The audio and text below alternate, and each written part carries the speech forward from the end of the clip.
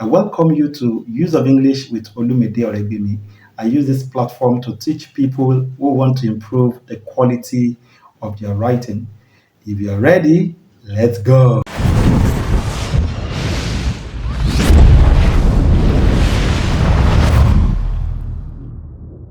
Welcome back. Before I start today's class, I want to implore all our viewers on this platform to help share this video. Share this video, like it, love it, and comment. It will help this video to go viral. It will suggest this video to those who need it. Thank you so very much. So today we want to look at one of the first-time topics in English language for SS3 students. You know that SS3 students are writing their WAEC soon, say next year, and they really need to prepare. So this is a very important topic to SS3 students, and we're talking about noun phrase. We're going to talk about noun phrase, functions of a noun phrase. I've already taught this topic at some point, but I want to go deep into it. Now, first and foremost, what is noun phrase?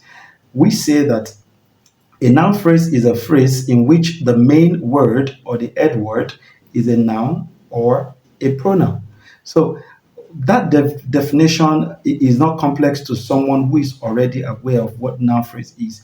We say that there is a head word, and that head word to a noun phrase must be a noun or a pronoun.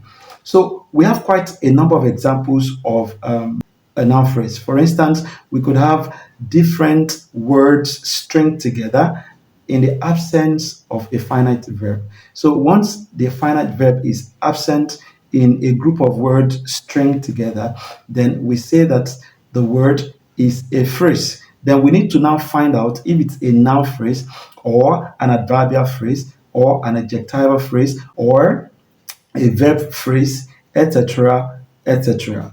So we need to find that out. Now let's look at functions of a noun phrase.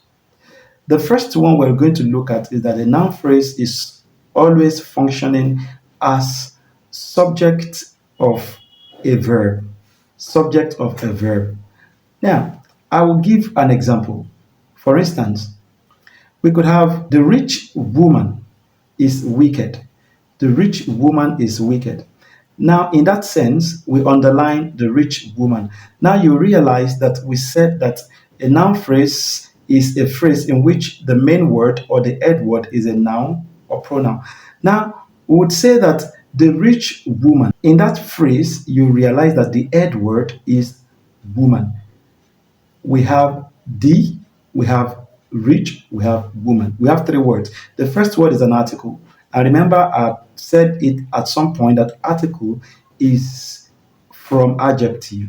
So the rich is adjective. So we have the rich, and then the last word is woman, which is a noun. Okay. Now, so we can say that the head word to those group of words is a noun. And that's why we conclude that the rich woman is a noun phrase. But it is functioning as the subject of the verb is. Is an auxiliary verb. Okay? And sometimes is can function, an auxiliary verb can function as the main verb in the absence of the main verb. So, but is an auxiliary verb, but here it is functioning as the main verb, saying that the rich woman is wicked. Okay? Now let's look at the second function of a noun phrase. The second function is that it functions as the object of a verb. When it is the object of a verb, then the position of a noun phrase comes after the verb. You remember that subject is the performer of an action and object is the receiver of an action. So when the underlined comes after the main verb in a sentence, then the underlined becomes the object of that verb. Now let's take, for instance, the lecturer praised the student. The lecturer praised the student. Now the student is underlined there. You realize that the and student makes a phrase. Okay, the is an article, like I said earlier, and then students is a noun. So that noun is the head word, which makes it a noun phrase because there is an absence of a finite verb. Okay, so that makes it a noun phrase. But you can see that the position of the underline is coming after the verb praised. So that shows that That underlined is the object of the verb praised. I hope that is understood. Now, the third one is what we call subject complement. The noun phrase can function as a subject complement. When it is subject complement, then the underlined, the noun phrase that is underlined, will be referring to the subject, and the subject will be referring to the complement. Let's take, for instance, uh, my father is the good doctor. My father is the good doctor. Now we underline the good doctor. So if you look at the doctor, you would realize that the good doctor is a noun phrase. It functions as subject complement. Now, why is it functioning as subject complement? Because it refers to the subject and then the subject refers to it.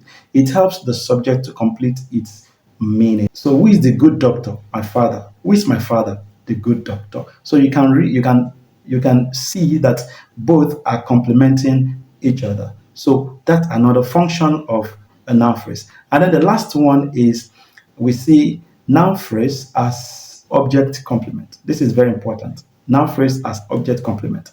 Now, when a noun phrase is object complement, it assists the object to complete its sense.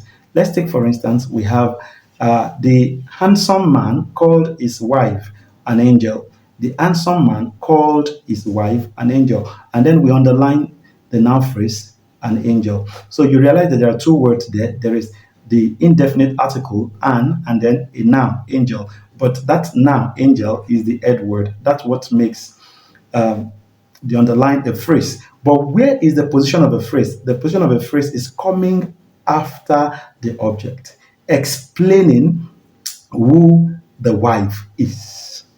Who the wife is an angel. So that gives us, the impression, and that of course validates that an angel is the complement of that object. It is helping that object to complete its sense.